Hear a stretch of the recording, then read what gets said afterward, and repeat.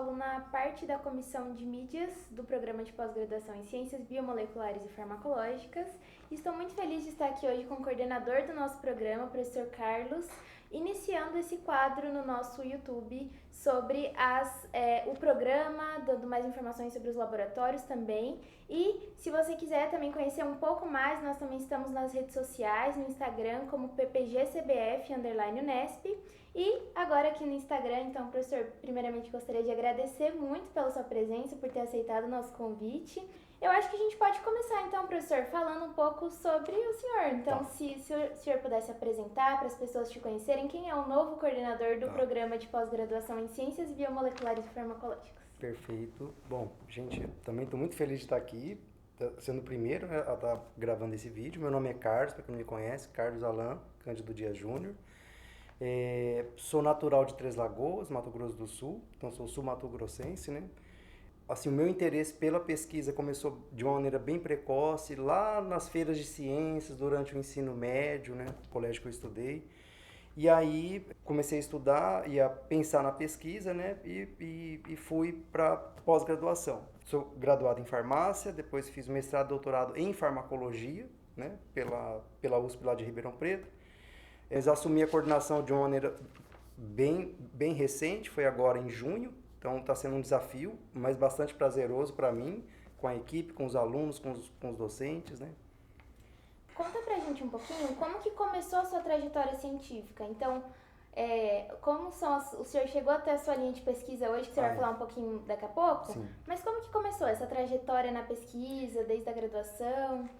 Eu comecei como aluno estagiário, né? Acho que como todo aluno começa, né? Um estágio voluntário, junto com o professor de fisiologia.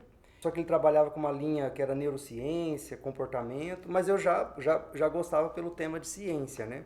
E aí ele me indicou o pessoal lá da USP de Ribeirão, e aí a primeira linha que eu trabalhei, né, foi no modelo de embolia pulmonar. Então é uma doença bastante comum, que acomete assim, a terceira causa de morte nos Estados Unidos até hoje. Tem vários tipos, né? E a gente estudou isso durante toda a minha pós-graduação, durante o mestrado e o doutorado. Eu sempre tive uma inclinação pela área de cardiovascular e farmacologia. Talvez por ter a formação em farmácia, né? Estudei, tive várias disciplinas voltadas para o medicamento, então acho que isso de alguma forma já me guiou, já me direcionou, né, para a área de farmacologia. Legal. E aí, hoje, eu trabalho com um tema dentro da área de cardiovascular, que é a pré-eclâmpsia, que é uma outra doença também, uma complicação da gestação, específica da gestação humana. Isso é bem importante dizer, porque não tem outra espécie, né, animal que tem pré-eclâmpsia, só a humana. E a gente tem focado nesse sentido, estudar os mecanismos fisiopatológicos que podem ser afetados por drogas, por fármacos. Entendi. Então, falar um pouquinho aí sobre a sua linha de pesquisa, é um tema super relevante, super interessante, né, da atualidade. Então, sei que não existe ainda um fármaco que seja específico para tratar a pré-eclâmpsia, né? Só existem fármacos da pressão alta em geral. Então, a pré-eclâmpsia ela é um fator de pressão alta durante a gestação. Isso, certo? isso mesmo. A gente tem eu fiz uma revisão recentemente de 70 anos que quando começou a surgir, né, os fármacos antihipertensivos para tratar a pressão alta, tratar a hipertensão, a gente só tem umas 4 drogas só que podem ser usadas na pré-eclâmpsia. De dezenas que a gente tem para tratar tanto homens quanto mulheres com hipertensão, mas na pré-eclâmpsia a gente só tem 4. Então é muito limitado. Uma parcela significativa das gestantes não respondem aos antihipertensivos, mesmo esses poucos, né? Então é uma pesquisa muito, assim, de muito impacto. Do pouco que a gente consegue desvendar ou tentar encontrar de algum resultado, isso pode gerar, né, ter um aspecto mais translacional, né? Que é o que a gente está tentando agora nos últimos anos, tentando testar algo mais aplicável na gestante com pré-eclâmpsia. Que legal, que interessante, super relevante esse tema.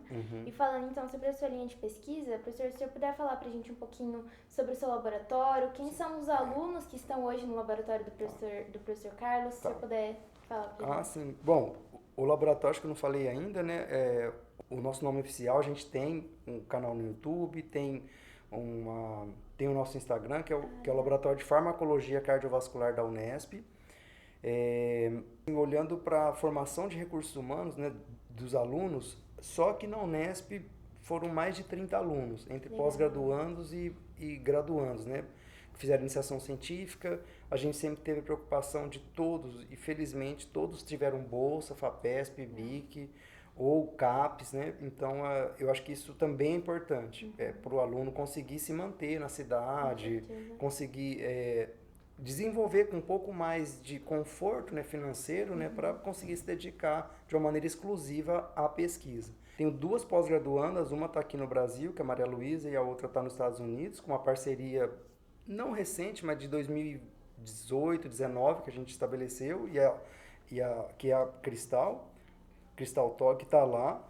Então, o nosso foco com essas parcerias, né, é a gente tentar entender as repercussões vasculares. Então, a gente testa drogas, testa algumas substâncias, aliás, uma substância específica que é usada para conservantes em alimentos, que é o nitrato, e a gente está começando a ver, né, o potencial terapêutico do nitrato na pré-eclâmpsia.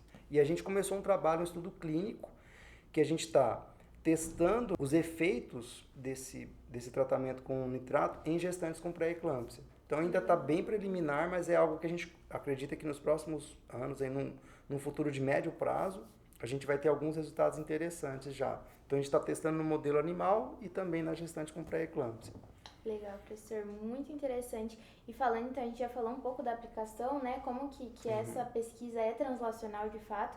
Mas como que o senhor acha que essa pesquisa impacta a sociedade? Qual que é a importância dela para a sociedade hoje, no ponto que está a linha de pesquisa? Isso é uma preocupação que eu tenho até antes de assumir a coordenação, né? O foco é saúde, tentar de alguma forma devolver para a sociedade, né, algum conhecimento científico mais aplicável. Mas eu acho que, de certa forma, assim, como sempre essas doenças, especialmente em mulheres, né, sempre foi deixado um pouco de lado. Então, assim, as pesquisas clínicas, a maioria delas sempre foi, isso num passado recente, era critério de exclusão, tipo, não ter mulher, não ter gestante, então era feita sempre em homens, né?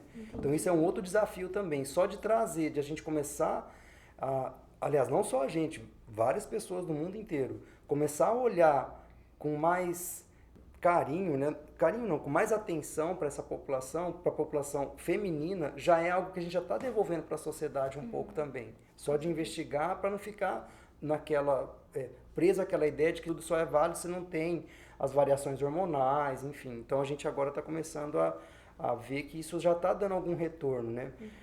De imediato, assim, a gente vê o comportamento do pessoal que trabalha no hospital, que junto, né, com a equipe que coleta as amostras, enfim, a gente já vê a mudança de comportamento, já a sensibilização pelo tema científico. Então isso aos poucos já tá começando a mudar. Então a gente acredita que a gente está contribuindo um pouquinho com essa devolução para a sociedade, né? Muito importante. E então, até então, a sua experiência tinha sido só como um professor, participante da pós-graduação, mas agora você está num outro cargo que é de coordenador. Então, como que está sendo aí esses últimos 2 meses, né, mais ou menos desde que você assumiu, como que está sendo ser coordenador do PPG-CBF? Olha, no começo foi um desafio, assim, eu não estava planejando, né? Não foi algo planejado, né? Surgiu, o programa consultou, né? Eu era do conselho, fui eleito do conselho, consultou, e aí eu vi que, poxa, o desafio é grande, mas eu falei, eu acho que eu consigo contribuir. Então, assim, o desafio burocrático, como acho que todo mundo pode imaginar, é muito grande, tem muita burocracia, isso não só no Brasil, quando eu fiquei nos Estados Unidos também, isso... O pessoal acha que é só no Brasil, não. Isso tem muita burocracia lá fora também. Até, tipo, em alguns pontos, até mais do que aqui. Mas, assim, eu acho que eu vou ficar feliz quando eu deixar a coordenação se a gente conseguir resgatar o curso de inverno, que é um curso onde a gente abre oportunidade para alunos de graduação de outras universidades, inclusive da Unesp também, de vir conhecer o programa de pós-graduação. Também, além disso, tentar a gente se aproximar mais da sociedade, fazer alguns projetos. Tem um programa que é o PIBIC Júnior, então isso a gente vai tentar fortalecer bastante, incentivar os docentes e os pós-graduandos a tentar com que a gente promova uma interação mais intensa, maior com a sociedade, para começar a desmistificar que ciência, tudo que a gente tem hoje, né, da onde a gente chegou, da onde a humanidade chegou, com certeza desenvolveu ciência. Então, eu acho que quanto mais a gente se aproximar da sociedade, sair dos muros da universidade é melhor. Então, isso aí acho que pelo menos é o compromisso que eu tenho, né, como ambição mesmo, ambição num bom sentido, de tentar, óbvio, desenvolver todas as atividades que o programa exige, mas assim, tentar de alguma forma aproximar um pouco mais fora dos muros da Unesp. Interessante, porque pensando no programa de pós-graduação, né, nem sempre o programa se preocupa com essa questão da sociedade, sair dos muros da universidade realmente, então isso é muito importante. E também, Bia, pensando no pós-graduando, a empregabilidade. Eu acho que isso daí, a gente sabe, né, hoje, na atual realidade, a academia, tipo, as universidades não absorvem as pessoas, então a gente tem que pensar tipo, nessa interface, além de abrir os muros para sair dos muros da Unesp, mas também tentar promover ações, criar alguns mecanismos para facilitar a interação entre os pós-graduandos e os docentes do programa com empresas. Então, isso é o compromisso também, tentar facilitar esse intercâmbio, essa comunicação entre a pós-graduação e a empresa. E a gente já tem alguns bons exemplos de alguns docentes que os nossos ex-alunos, os alunos egressos, já estão empregados em algumas empresas. Então, isso é muito bom. Ele consegue já ir para a empresa e já consegue trabalhar em algumas empresas, alguns nichos que tem muita carência de profissional bem formado. Né? Então, como que o senhor vê a importância e a valorização da pós-graduação? Então, qual que o senhor acha que é a relevância assim, da pós-graduação hoje no Brasil e no mundo, né? No Brasil, principalmente, não tem ciência se não tiver a pós-graduação. Então, acho que essa frase já diz tudo, né? A importância da pós-graduação para a gente, para a nossa bolha, né? A gente que vive aqui na academia, a gente já sabe, a gente já reconhece. O problema é, quando a gente sai da universidade, vai para a rua, vai para a cidade, as pessoas, né, que não estão ligadas tipo, à universidade não conseguem perceber tipo, a importância da pós-graduação. Então, acho que isso a gente tem que, é o nosso, assim, pelo menos é a nossa missão, o nosso compromisso, né? É tentar desmistificar um pouco, deixar mais acessível, né? Até na linguagem, eu estou me policiando aqui para falar de uma maneira mais acessível, mais simples, né? De que qualquer pessoa vai conseguir entender o que eu estou falando, espero eu, né? Então, para conseguir reconhecer tipo, a importância da ciência. E no Brasil, isso infelizmente, né, nos últimos anos, a ciência foi muito pressionada, né, para não falar outra palavra, né? Mas eu acho que a nossa missão aqui da pós-graduação é tentar compartilhar com a comunidade do município, das cidades vizinhas, que é importante a ciência, que é importante a pós-graduação. Então, acho que isso daí vai de uma missão, assim, de um trabalho em equipe, disseminando essa ideia, né, da ciência, da pós-graduação, para fora do muro da universidade. E acho que é importante você falar isso, porque sem pós-graduação não tem ciência, e sem a ciência, isso, essa frase, nada do que a gente tem hoje teria, né? Então, todos os fármacos, principalmente se tratando de um programa de farmacologia, então, farmacologia e biotecnologia, ciências biomoleculares, a gente está falando realmente de tudo, praticamente tudo hoje que a gente consome, então, sejam produtos geneticamente modificados, né? Muitas coisas vieram a partir de uma descoberta científica. A própria energia elétrica, tudo veio a partir de descobertas científicas. E até, Bia, uma coisa importante que eu não falei do programa, o nosso programa específico, pensando nas pessoas que têm interesse na pós-graduação, para atrair as pessoas, os novos alunos, os novos ingressantes, a gente tem farmacêutico, biólogo, físico, biomédico, físico-médico. Então, assim, o nosso programa, ele vai... Eu trabalho com uma linha bem específica, farmacologia cardiovascular, mas tem vários docentes que olham para as moléculas, por isso que é biomoleculares, olham estrutura de moléculas, de toxinas, com potencial de se tornar um fármaco ou uma ferramenta industrial, enfim, de alguma aplicação tecnológica. Então, em sílico mesmo, né? Técnicas computacionais. Análise computacional. Então, a gente tem... Isso, assim, está pulverizado, que cada docente tem o seu laboratório, mas o que eu fiquei feliz, acho que o motivo maior que eu fiquei bastante entusiasmado, mesmo com receio, né, do desafio de assumir a coordenação, mas era da possibilidade de integração desses docentes, porque a gente está consolidado aqui em Botucatu, na Unesp, e lá na cidade de São José do Rio Preto. Então, eu percebi que os grupos não se comunicavam tão bem. Aí, depois da fusão do programa, que hoje é Ciências Biomoleculares e Farmacológicas, a gente já consegue enxergar já essa interação entre duas áreas assim, mais mães, né? Farmacologia e biofísica ou biofísica molecular, e agora juntando tudo para tentar traçar algo assim de algum interesse comum. Então acho que isso aí eu acho que é bem promissor nesse sentido. Legal, professor, muito interessante você falar um pouquinho mais sobre o nosso programa. Uhum. E acho que caminhando já então para o final, se o senhor puder deixar uma mensagem, tanto para os pós-graduandos que já estão no programa, quanto para graduandos que estão pretendendo vir para pós-graduação, ou alunos que estão em outros programas e querem vir conhecer o nosso programa, querem entrar para o programa, qual que é uma mensagem que o senhor deixaria para eles? Bom, você já é curioso ou curiosa, né?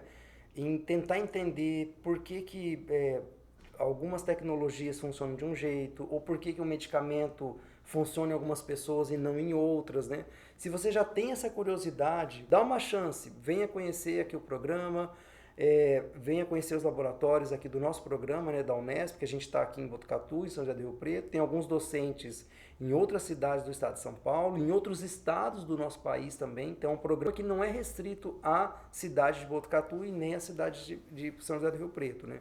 Então se você já tem essa curiosidade, dá uma chance. Se você é curioso ou curiosa, com certeza você pode ter um potencial de se tornar um futuro pós-graduando ou pós-graduanda. A veia científica, então, né, da curiosidade. Uma veia científica da curiosidade, pelo menos. E se isso é recente, é melhor ainda, assim, é precoce, né, eu digo, né? E para os alunos do programa, né, mestrandos e doutorandos, eu acho que a esperança é essa, esse aspecto que eu sempre fiquei muito preocupado, não só eu, como vários docentes também, da empregabilidade desses alunos, de sair, de já ter um potencial de ter um emprego depois da pós-graduação. Então isso assim, eu vi que lá fora funciona bem, mas lá são países mais antigos, muito mais velhos do que o nosso. A gente não é um país novo, né? Comparado com a Europa, enfim. Então eu acho que isso a gente pode trazer para cá e tentar facilitar esse caminho para os nossos alunos, né? Os nossos futuros egressos. Legal, professor. Muito obrigada. Então, acho que essa é uma ótima maneira da gente encerrar o nosso primeiro episódio dessa série. Então, muito obrigada, professor, pela sua presença. E eu também gostaria de agradecer a nossa audiência, gostaria de agradecer ao Instituto de Biociências, onde nós estamos gravando esse vídeo. E não esqueça de nos seguir nas redes sociais, tanto do PPG-CBF, quanto as redes sociais do Laboratório do Professor Carlos. E nós nos vemos no próximo vídeo.